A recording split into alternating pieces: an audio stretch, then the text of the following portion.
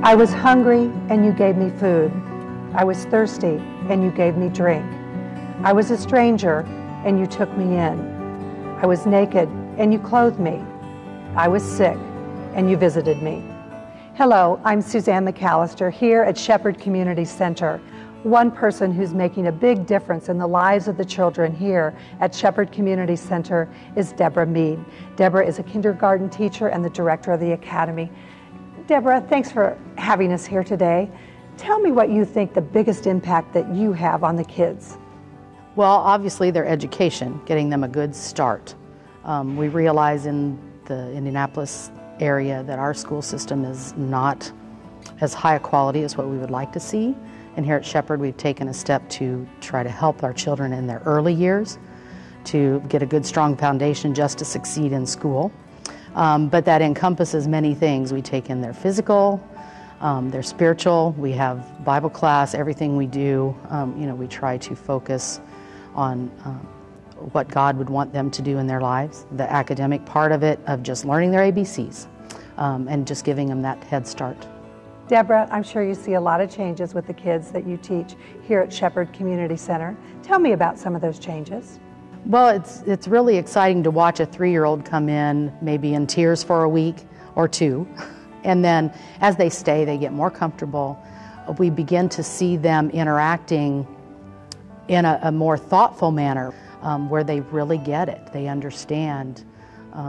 By the time they get to 2nd grade, then their heart is beginning to decide if this is something, that they would like to make a permanent decision for Christ, or, just knowing their actions have a consequence, and it's a neat thing to watch. Let's talk about the spiritual needs of the kids. How are you meeting those spiritual needs? Teaching them how to pray, to thank God for their food, teaching them a simple prayer of, taking care of us for the day, helping them to learn how to interact with each other in a kind way, with a kind heart, using kind words instead of fists, those types of things. How is the cycle of poverty broken? Through education, love, and adults who invest their time. One such adult is Patty Smith. She's a Christian woman of faith who has taken a negative of her daughter's death into a positive by starting the Shonda Smith Cuppy Scholarship Foundation. Patty, tell me about your daughter, Shonda. Oh, she was wonderful. She was athletic, and she was smart, and she was kind, and she had 1 million friends because she was a friend to 1 million people, it seems like.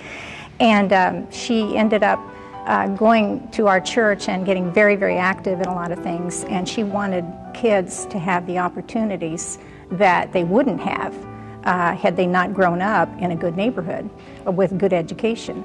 And she also was very interested in them having a Christian education. Patty, let's go back to the day of diagnosis when you first learned that Shonda had breast cancer. You're devastated at first, and then you call on the Lord and you pray, and you just have to be in His will, and you have to have faith in the doctors, and you just love each other, and that's all we could do.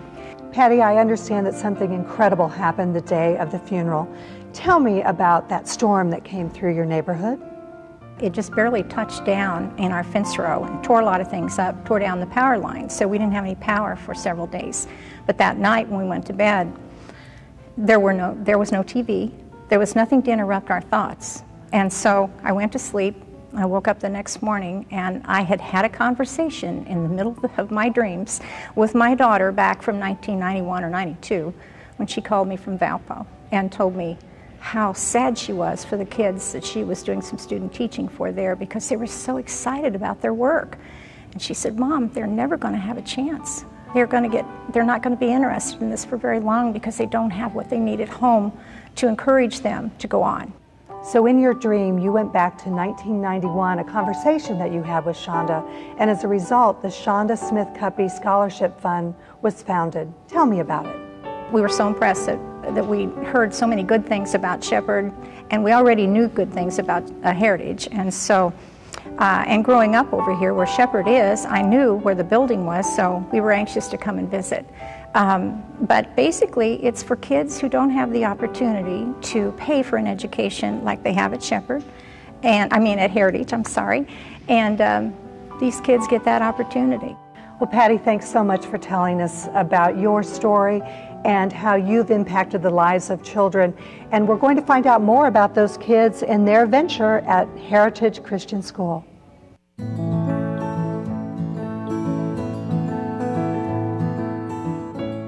Heritage Christian is considered one of the finest private schools in the nation. And thanks to the generosity of the Shonda Smith Cuppy Scholarship Fund, 2 students from the Shepherd Community Center are going to Heritage on a full ride scholarship. Joining me now, we have Penny Hunsaker here to tell us about the impact of that scholarship fund. Penny, tell us what this fund has meant to the school. Well, it has helped us to be able to fulfill our vision for kingdom education and impact, that all children would be taught of God. Not just those who can afford it, but also those who have the capacity to learn. And as we feel like it's a fulfillment of our mission to go out into all the world and preach the gospel. Many times the hurdles become, of course, cost, tuition, and everything like that. And thanks to good people like Patty, who had a vision, and there were other people behind the scenes, this scholarship has actually been in culmination 2 years prior to the launch, when another parent came to me and had a real heart to build a scholarship for the Shepherd community. But it never really took off until then, I believe, Patty came in with her vision. And so I'm simply an ambassador, and Heritage is the vehicle that the Lord is using to impact the lives of these students, and in turn, their lives are impacting us. You think about what we can do for these young ladies or these students from Shepherd, but really how they've impacted us is reminding us that it's not about the material things in the world, but when we Christians pull together and give, how we can impact eternity through their lives. It just shows you that when you do get that desire and people that care about an education for their children and a way to bring them up into this world, many miracles can happen. Well, we have heard how one person can make a difference. And in this situation, it was Patty Smith who, in a vision, she heard that she needed to start a scholarship fund in her daughter's name, Shonda Smith Cuppy. Patty, as we conclude today, if Shonda were to look down and see you and all that's happened because of this fund, what would she say? Well, she'd probably cry, because we cried a lot together, happy tears, and she'd be thrilled. She'd be so pleased. I know she would. This is what she wanted. Well, you have fulfilled that dream, and I'd like to thank you for allowing us to tell your story. Well, I thank the Lord for His wisdom, because this wasn't really mine. Well, thank you again. And we hope that our profiles today of Christian women of faith will make you realize that you too can go out into your communities and make a difference, one child at a time.